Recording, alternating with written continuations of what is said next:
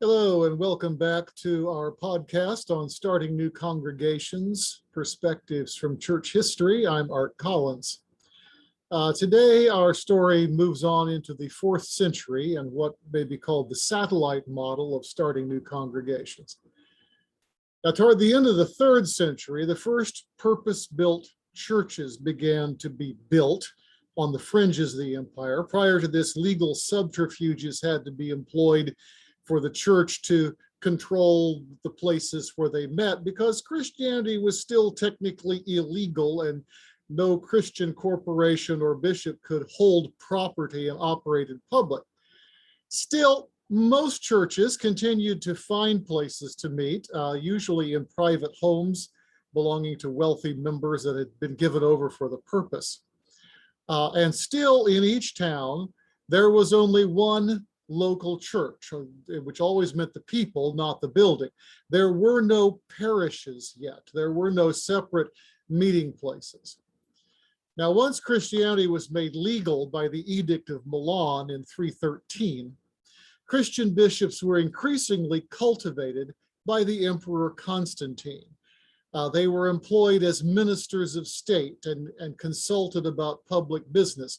Their travel was frequently underwritten, and the government began to offer help in the form of money and coercion of other people who had money to build churches. Constantine himself underwrote the building of Old St. Peter's Basilica in Rome for Bishop Stephen of Rome. And that was the church that lasted all the way up in the Renaissance, when it was torn down and rebuilt as St. Peter's Basilica as we know it today. And two results happened pretty quickly from this switchover of Christianity from being illegal to being positively favored by the government. And one was that the country bishops, the bishops of the little churches that I referred to as the Bishop of Podunk, lost status versus the other bishops, the Bishop of Bigopolis and his brethren. The episcopal rights of the little churches' bishops were informally curtailed by the Council of Nicaea in 325. They could do everything the bishops could do, including ordain, but they were supposed to ask a bishop of a larger diocese before they did anything rash. They weren't really trusted to do as all other bishops did. Later on, they were reduced in rank to that of presbyters or elders, also called priests. And finally, in the West, by about the 6th century or so, the country bishop had become a minor order of people who staffed tiny little churches in Nowhereville, and they had lost the right to independently confect the Eucharist. They had to go in town and pick up consecrated bread from the priest there in order to bring it back for their little congregations. And finally, they just disappeared from the record. In United Methodist terms, the country bishops would have been called part-time local pastors. The other thing is, every bishop who continued to be accepted as a bishop just had to have a great big old church building for his headquarters. And so we had inaugurated a time of great building in the church, a building of churches. And for some time, the bishop's church would be the only church building in a town, which was fine because there was only one congregation in the town anyway. But this didn't remain the case, particularly in the larger towns and cities, because the people on the other side of Bigopolis didn't want to walk as far to get to church on Sunday. And so someone would build a building over on that side of town, and then somebody would build another in another neighborhood. Keep in mind that St. Peter's on Vatican Hill was outside the bounds of the ancient Church of Rome. You had to cross the Tiber, go out in the suburbs and through the country and up on a big old hill outside of town to get to church on Sunday morning. And so it was only natural that people who lived on the other side of Rome would want a church over there. And there were also various places to be memorialized. People would build shrines to celebrate some famous Christian or his deeds or his burial place. And those places would be places of worship too. So the bishop was the pastor of all these different satellites, these sub-congregations, and he would have to scurry around to lead worship in all of his places of worship. And this finally got to be too much. And so eventually the day-to-day work was assigned to various presbyters who would in effect be the pastor up until the point where the bishop showed up to exercise his titular place. And then the bishop would go on and the presbyter would again do all the functions that the bishop had done. Eventually, in the larger towns, you would have a network of congregations that would saturate the area, and the bishop just couldn't cover them all.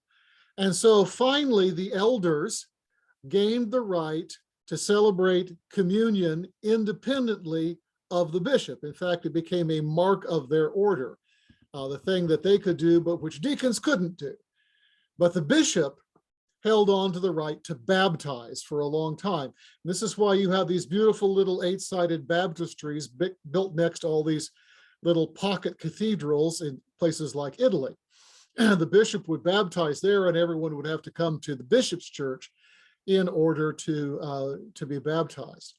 Eventually, as lots more went on in the ministry and so forth, and the bishop was too busy to personally dunk people or sprinkle them or whatever, you would have priests and deacons who would do the actual baptizing in the baptistry next door, dress the baptizans in white and bring them into the big church and march them up to the front where the bishop, who was already conducting the first prayer service of the day before Mass, would then take the time to lay his hands on the newly baptized and bless them.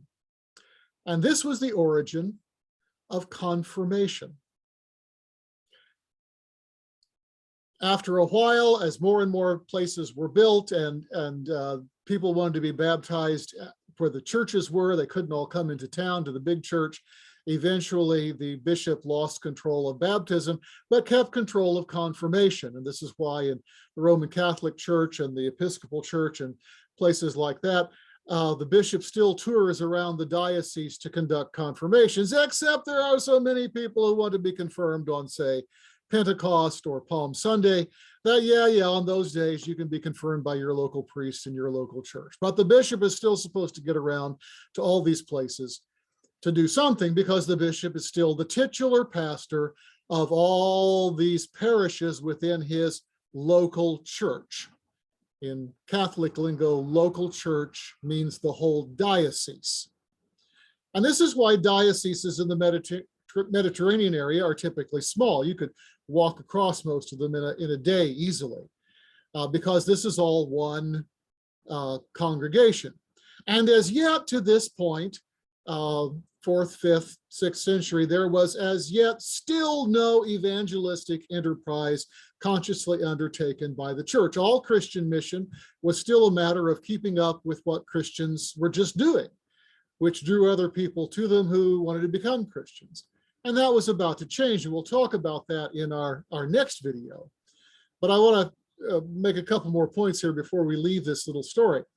First of all, when you start building churches, which begins here on a big scale in the 4th century, you have a natural confusion in talking about the church as a gathering of people and the church as a building in which the people meet.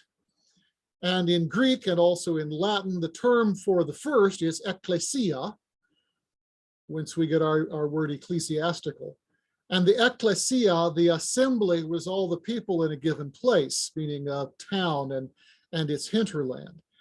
And this word was adopted into the successor languages to Latin, such as French, where it's église. It was borrowed into other languages like Welsh during the Roman period as eccles.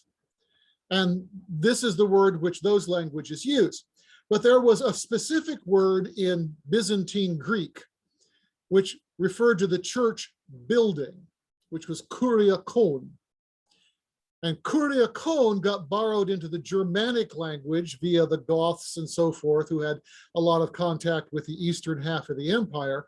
And this word in various forms became the standard word for church in all the Germanic languages. And so, for instance, in German, it's die Kirche, and in Dutch, it's de Kerk, and in Norse, it was Kirk, and in Scots, even today, it's Kirk, and in English, Old English, which palatalized everything, it became Kirche.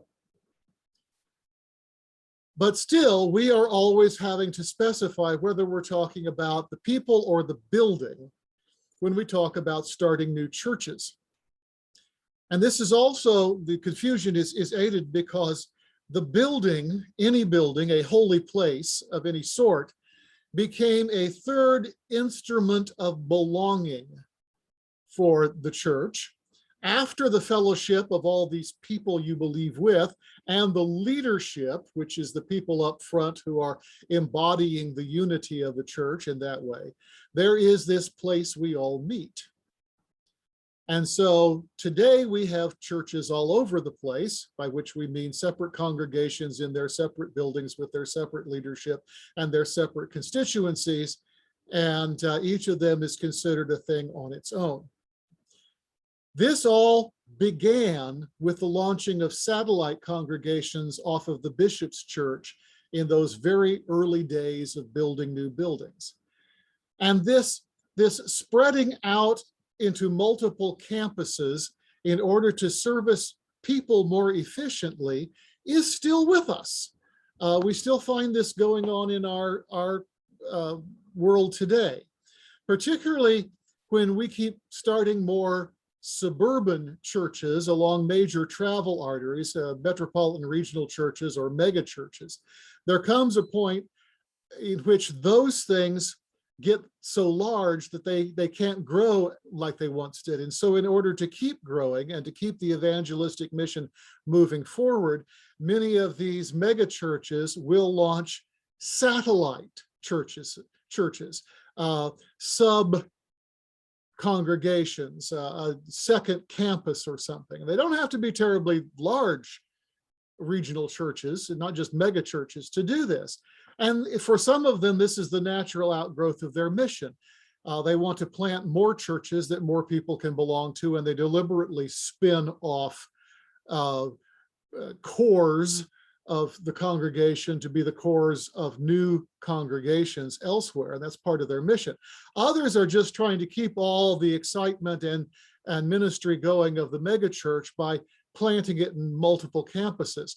And they don't necessarily yield willingly to those campuses becoming independent any more than those old 4th and 5th century bishops really liked the fact they could no longer be in charge of communion, and then they could no longer be in charge of baptism.